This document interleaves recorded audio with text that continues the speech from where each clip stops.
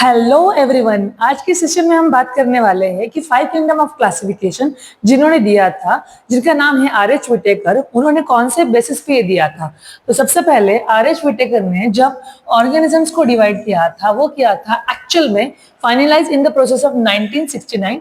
1969 year बहुत important है because इसके ऊपर एमसीक्यू पूछे जाते हैं। तो यहाँ पे ऑर्गेनिजम्स को डिवाइड किया था उनके सेल के हिसाब से।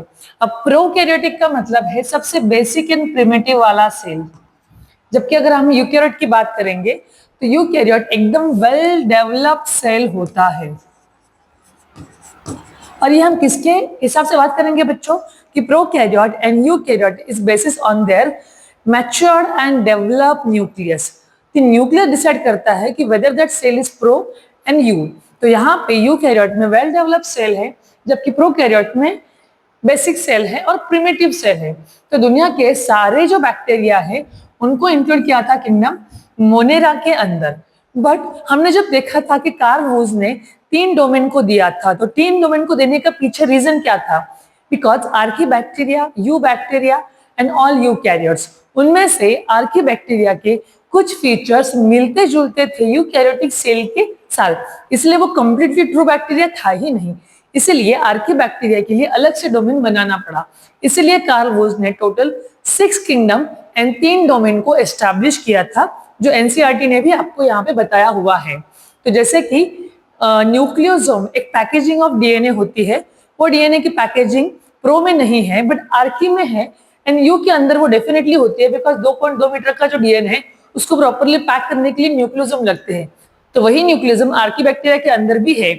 It means well developed cell का प्रिमिटिव सेल के साथ भी कुछ मेल जोल है। इसके लिए यहाँ पे उन्होंने 3 डोमेन को एस्टैब्लिश किया था। तो एज पर रॉबर्ट विटेकर उन्होंने क्या किया, पूरे जो बैक्टीरिया है उनको पुट किया किंगडम मोनेरा के अंदर। उसके बाद आप सबको पता है कि kingdom Monera is basically unicellular kingdom. दुनिया के सारे बैक्टीरिया है, अच्छे बैक्टीरिया, बुरे बैक्टीरिया, डिसीज फैलाने वाले बैक्टीरिया, वो सारे के सारे कहाँ पे आते हैं? किंगडम मोनेरा के अंदर। उसके बाद है यूकैरियोट्स। अब यूकैरियोट्स में टोटल रेस्ट ऑफ द चारों भी किंगडम आते हैं, जो मैंने प्रीवियस लेक्चर में आपको बताया था। तो यहाँ पे यूकैरियोट में फिर से सेल के बारे में बात करते हैं, यूनिसेलुलर एंड मल्टीसेलुलर। तो प्रोटिस्टा एक ऐसा किंगडम है इकलौता कि जो यूनिसेलुलर भी है एंड साथ में उसका सेल यूकैरियोटिक भी है। ऐसे सवाल पूछे जाते हैं कि किंगडम प्रोटिस्टा इज यूनिसेलुलर और मल्टीसेलुलर। तो ये बेसिकली यूनिसेलुलर है और इनके अंदर सारे यूकैरियोटिक सेल हैं। तो वहां पे उन्होंने सारे यूनिसेलुलर वेल डेवलप्ड न्यूक्लियस वाले सेल को डाला था किंगडम प्रोटिस्टा के अंदर। अब उसके बाद है मल्टीसेलुलर। अब मल्टीसेलुलर में अगर आप देखोगे तो fungi, animalia and plantae, they all are multicellular. But यहाँ पे फिर से बात आती है कि सेल वॉल किसके अंदर है और किसके अंदर नहीं है।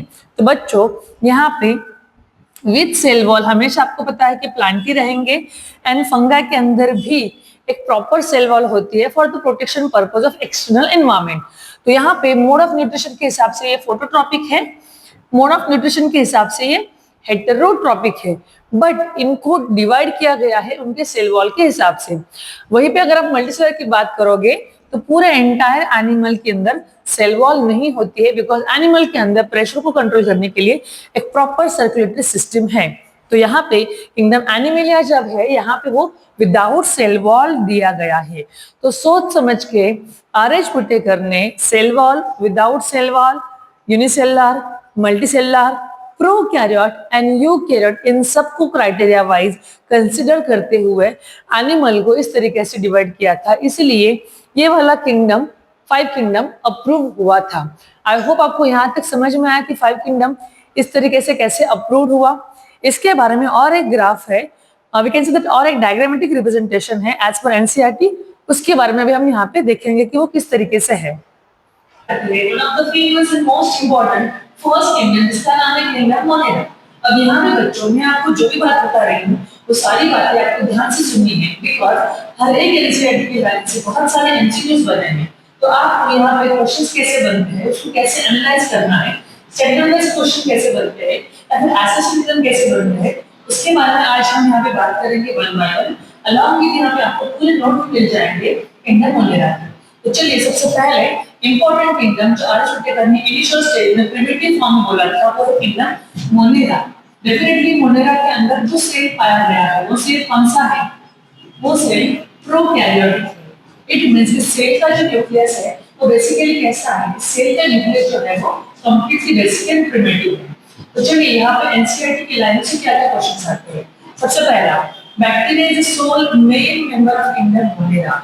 रिमेंबर वन थिंग, सोल का मतलब होता है ऐसा इकलौता मेंबर दुनिया के अंदर जितने भी बैक्टीरिया है they are put together in kingdom Monera. Second thing, bacteria are most abundant and cosmopolitan. अब यहाँ पे जो वर्ड है बच्चों cosmopolitan, what is the meaning of that cosmopolitan? Cosmopolitan का मीनिंग है कि ऐसा बैक्टीरिया जो हर एक जगह पे पाया जाता है, एयर के अंदर, वाटर के अंदर, सॉइल के अंदर, everywhere they are found, that's why the word is called cosmopolitan. तो कॉस्मोपॉलिटन के ऊपर क्या है बच्चों? ये एयर में भी है, ये वाटर में भी है और ये लैंड के ऊपर भी है, आपकी सराउंडिंग में बहुत सारे।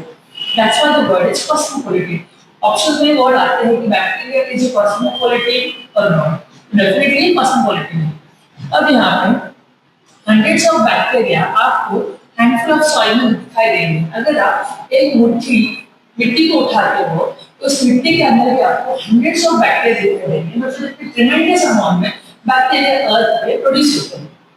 Second thing, most bacteria are heterotrophic. अब यहाँ पे फिर से कंफ्यूजन वाला एमसीक्यू आता है कि मोड ऑफ न्यूट्रिशन में बैक्टीरिया का मोड ऑफ न्यूट्रिशन क्या है। बहुत बार बच्चे यहाँ पे गलती कर देते हैं और वहां पे वो लिखते हैं कि बहुत सारे बैक्टीरिया दुनिया में कैसे हैं? Autotrophic. But remember one thing, यहाँ पे मैंने वर्ड पर्पसफुली लिखा है, very few are autotrophs but majority of bacteria जो दुनिया में वो सारे कैसे हैं? हेटेरोट्रॉप्स है। अब हेटेरोट्रॉप डेफिनेटली मोड ऑफ न्यूट्रिशन जैसे हमने प्रीवियस लेक्चर में पढ़ा था। मोड ऑफ न्यूट्रिशन क्या है? तो कुछ है पैरासाइट्स, मतलब वो डेफिनेटली किसी के ऊपर डिपेंड है अपने खुद के खाने के लिए। एंड दूसरा है सैप्रोफाइट्स। अब saprophyte basically dead and decaying matter के ऊपर जिंदा रहने वाले बैक्टीरिया को हम कहते हैं। एंड पैरासाइट हम किसको बोलेंगे? कि ऐसे बैक्टीरिया जो जनरली बॉडी के अंदर, that is called as endoparasites, even the body के बाहर कॉल्ड एज एक्टोपैरासाइट के फॉर्म में रहते हैं, that is called as parasitic bacteria. इनको और डिटेल में हम आगे वाले सेशन में देखेंगे। किंगडम मोनेरा के अंदर ये वाली लाइनों से बहुत बार क्वेश्चन पूछे गए हैं, तो ये वाली लाइन से बहुत अच्छे से याद रखते हैं, लर्न करते हैं, बिकॉज ये सारे एनसीईआरटी के ही पॉइंट्स हैं। आई होप यहाँ तक क्लियर है। अब नेक्स्ट वाला स्लाइड हम देखेंगे यहाँ पे क्या है।